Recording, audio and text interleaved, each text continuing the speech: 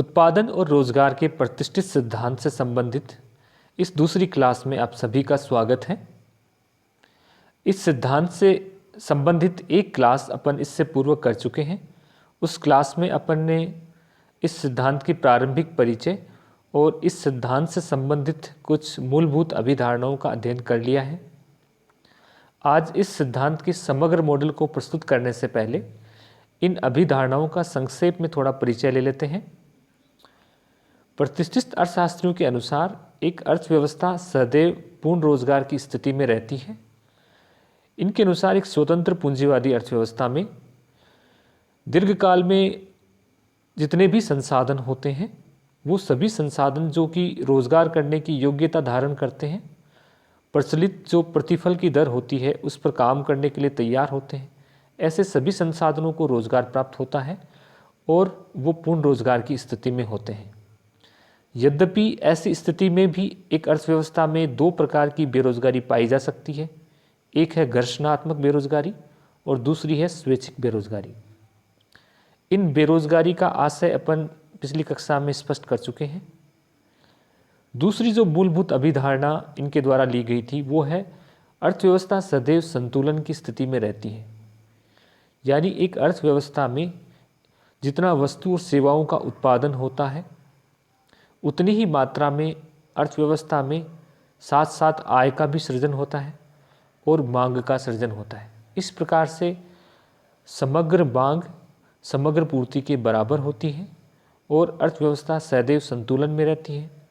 किसी भी प्रकार का असंतुलन एक अस्थायी प्रकृति का होता है जिसे एक स्वतंत्र पूंजीवादी अर्थव्यवस्था में अदृश्य हाथ के रूप में मांग और पूर्ति की शक्तियों के द्वारा पुनः ठीक किया जा सकता है। इस तरह इन अर्थशास्त्रियों ने अर्थव्यवस्था को सदैव संतुलन में माना है। अगली जो इनकी महत्वपूर्ण अभिधारणा थी वो है मनी डजंट मैटर, यानी अर्थव्यवस्था में मुद्रा का एकमात्र कार्य विनिमय के माध्यम के रूप में कार्य करना है। यह अर्थव्यवस्था के वास्तविक चरों को प्रभावित नहीं करती है और अर्थव्यवस्था में मुद्रा है वो केवल कीमत में परिवर्तन के रूप में प्रभाव डालती है। इस प्रकार इन्होंने इन अभिधारणाओं को प्रस्तुत किया और इस अभिधारणाओं के आधार पर एक समग्र आर्थिक मॉडल को प्रस्तुत किया है। इस उत्पादन और रोजगार सिद्धांत के दो आधार स्तंभ माने जाते हैं। पहला है से का बाजार नियम। इस नियम में जो अभिकथन या नियम प्रतिपादित किया गया है, यानी पूर्ति अपनी मांग स्वयं उत्पन्न करती है, इसका जो ओरिजिन है वह जेबी से पहले जेम्स मिल की राइटिंग्स में देखने को मिलता है, लेकिन इसे अधिक रिफाइन और पॉपुलराइज करने का कार्य इस फ्रांसीसी अर्थशास्त्री जेबी से के द्वारा किया गया। इनके अनुसार अर्थव्यवस्था में वस्तुओं और सेवाओं के उत्पादन के रूप में जो उत्पादन होता है वह उतने ही मूल्य की आयों का सृजन करता है, यानी उतने ही मात्रा में अर्थव्यवस्था में क्रय शक्ति का सृजन होता है और ये समस्त क्रय शक्ति उत्पादन को क्रय करने में प्रयोग में आती है और समस्त पूर्ति समस्त मांग के बराबर होती है। किसी भी प्रकार से अर्थव्यवस्था में अति उत्पादन की समस्या देखने को नहीं मिलती है। से का यह नियम दोनों प्रकार की अर्थव्यवस्थाओं यानी वस्तु विनिमय अर्थव्यवस्था और आजकल जो अर्थव्यवस्था है मोनेटाइज इकोनॉमी या एक्सचेंज इकोनॉमी, दोनों में समान रूप से लागू होता है। यदि आधुनिक अर्थव्यवस्थाओं की बात करें यानी मोनेटाइज इकोनॉमी की बात करें तो इन अर्थव्यवस्थाओं में जहां अपन उत्पादन के चार संसाधन प्रयोग में लेते हैं, ये संसाधन जितना वस्तु और सेवाओं का उत्पादन करते हैं इनके बदले में इनको जो प्रतिफल के रूप में जो मौद्रिक आय प्राप्त होती है या क्रय शक्ति प्राप्त होती है उसको वो उत्पादन पर खर्च कर देते हैं और इस तरह पूर्ति अपनी मांग अपने साथ साथ सृजित कर लेती है और अर्थव्यवस्था में समग्र मांग समग्र पूर्ति के बराबर होती है।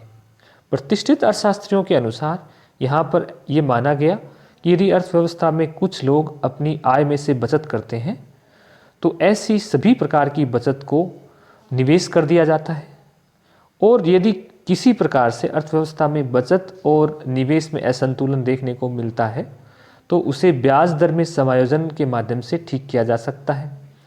इस प्रकार प्रतिष्ठित अर्थशास्त्रियों ने अर्थव्यवस्था में किसी भी प्रकार के मांग और पूर्ति में असंतुलन की संभावना से इनकार किया है और अर्थव्यवस्था को सदैव संतुलन की स्थिति में पाया है। इनके सिद्धांत का जो दूसरा आधार स्तंभ है वह है मुद्रा का परिमाण सिद्धांत। इस सिद्धांत की व्याख्या अपन इससे पूर्व एक कक्षा में कर चुके हैं।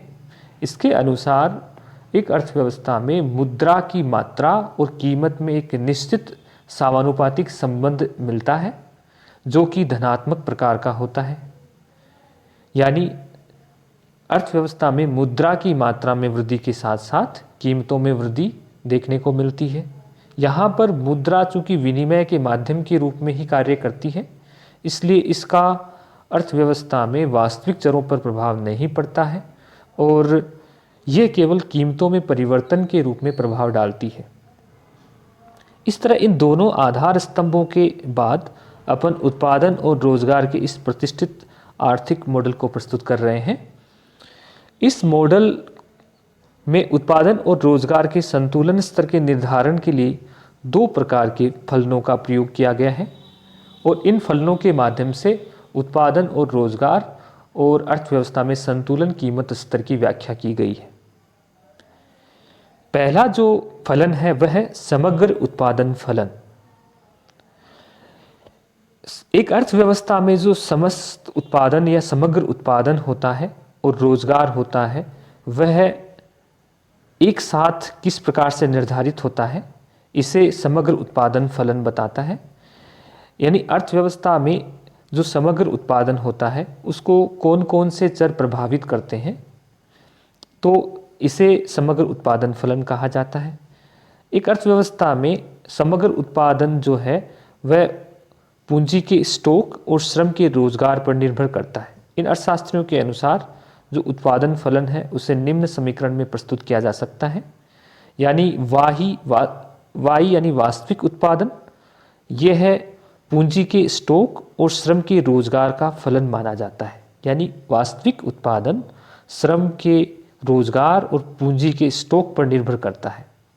यहाँ पर अपन पूंजी के स्टॉक को स्थिर मान लेते हैं, यानी अल्पकाल में पूंजी है वो स्थिर रहती है और श्रम जो है उसकी मात्रा है उसमें परिवर्तन के साथ साथ उत्पादन में परिवर्तन होता है, लेकिन श्रम की इकाइयाँ यहाँ समरूप मान ली गई है।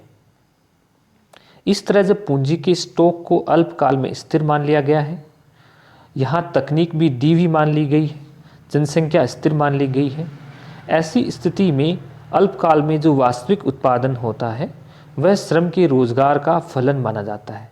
यानी वास्तविक उत्पादन पर जो एकमात्र प्रभाव पड़ता है वह रोजगार में वृद्धि का प्रभाव होता है। यहाँ पर प्रतिष्ठित अर्थशास्त्रियों के अनुसार जैसे जैसे अपन श्रम के रोजगार में वृद्धि करते हैं वैसे वैसे श्रम की इकाइयों से प्राप्त होने वाला सीमांत प्रतिफल क्रमशः कम होता जाता है। प्रतिष्ठित अर्थशास्त्रियों के इस समग्र उत्पादन फलन को अपन निम्न रेखा चित्र के माध्यम से प्रस्तुत कर सकते हैं। इन अर्थशास्त्रियों के अनुसार जो समग्र उत्पादन फलन है वह y is a function of k and n। यानी y यानी वास्तविक उत्पादन स्थिर पूंजी के स्टॉक और रोजगार की बदलती हुई मात्रा का फलन है। यहाँ पर अपन y एक्सिस पे वास्तविक उत्पादन को ले रहे हैं और x एक्सिस पे अपन श्रम के रोजगार को ले रहे हैं। जैसे जैसे रोजगार में वृद्धि होती है वास्तविक राष्ट्रीय उत्पादन में वृद्धि होती है, लेकिन यहाँ पर वास्तविक जो उत्पादन फलन है उसका ढाल कम हो रहा है। यानी श्रम का जो सीमांत प्रतिफल है वह कम हो रहा है।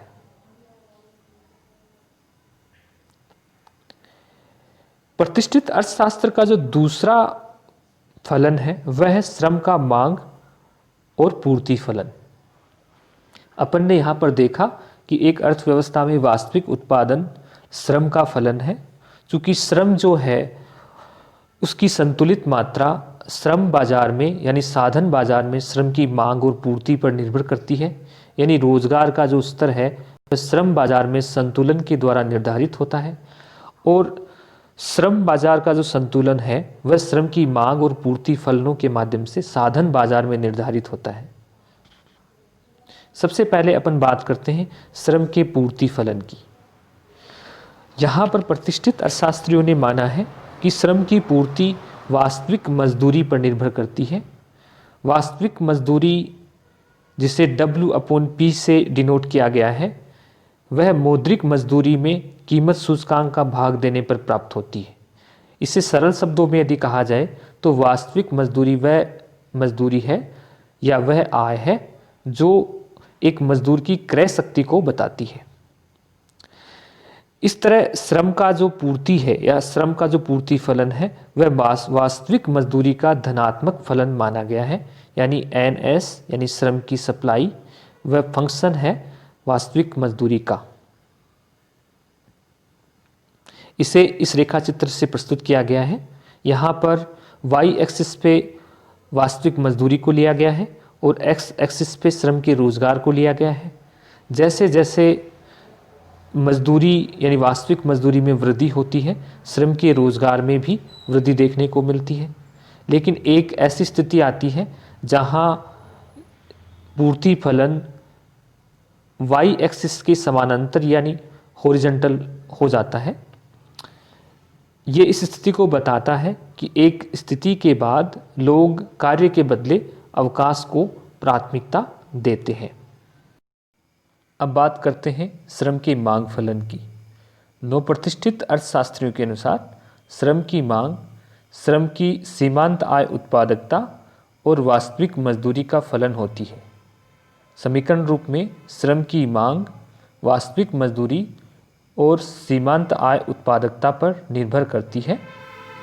एक अर्थव्यवस्था में यदि अपन वास्तविक मजदूरी को दिया हुआ माने तो श्रम का जो मांग फलन है वह श्रम की सीमांत आय उत्पादकता पर निर्भर करता है। श्रम की जो सीमांत आय उत्पादकता है वह श्रम की सीमांत भौतिक उत्पादन और कीमत को गुणा करने पर प्राप्त होती है। यहाँ पर चूँकि अपन ने इस सिद्धांत में पूर्ण प्रतियोगिता की मान्यता ली गई है और चूँकि पूर्ण प्रतियोगिता में कीमत को दिया हुआ माना जाता है, इसलिए यहाँ पर जो श्रम की मांग है वह श्रम के सीमांत भौतिक उत्पादन का ही फलन मानी जाती है। अपन श्रम के सीमांत भौतिक उत्पादन को समग्र उत्पादन फलन के द्वारा व्युत्पन्न कर सकते हैं।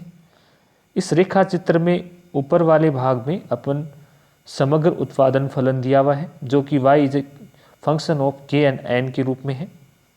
इस वक्र के प्रथम डेरिवेटिव यानी प्रथम अवकलज के माध्यम से अपन श्रम के सीमांत भौतिक उत्पादन के वक्र को ज्ञात कर सकते हैं, जैसा कि नीचे वाले वक्र में दिया गया है।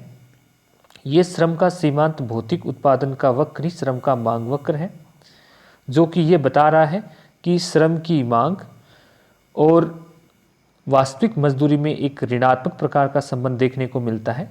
यानी अपन जैसे जैसे अधिक श्रमिकों को रोजगार पर लगाते हैं वह तभी संभव होता है जब वास्तविक मजदूरी में कमी होती है।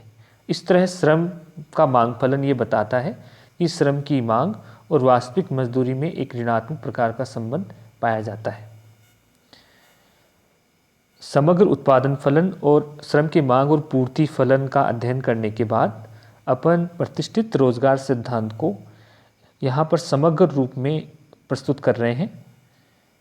यहाँ इन दोनों फलनों को अभिव्यक्त करने वाले दो वक्र यहाँ पर दिखाए गए हैं। इस रेखा चित्र के ऊपर वाले भाग में अपन श्रम बाजार में संतुलन को दिखाया गया है। यानी यहाँ श्रम की मांग वक्र को DL वक्र से और श्रम के पूर्ति वक्र को SL वक्र के द्वारा दिखाया गया है। ये दोनों वक्र E बिंदु पर इंटरसेक्ट कर रहे हैं जहाँ पर श्रम बाजार में संतुलन निर्धारित हो रहा है। इस संतुलन के द्वारा एक अर्थव्यवस्था में वास्तविक संतुलित मजदूरी का निर्धारण होता है और एक अर्थव्यवस्था में संतुलन रोजगार का स्तर तय होता है। ये N पूर्ण रोजगार की स्थिति को बता रहा है। इस स्थिति में एक अर्थव्यवस्था में समग्र उत्पादन फलन जो कि y is equal function of के एन के रूप में यहाँ दिया गया है।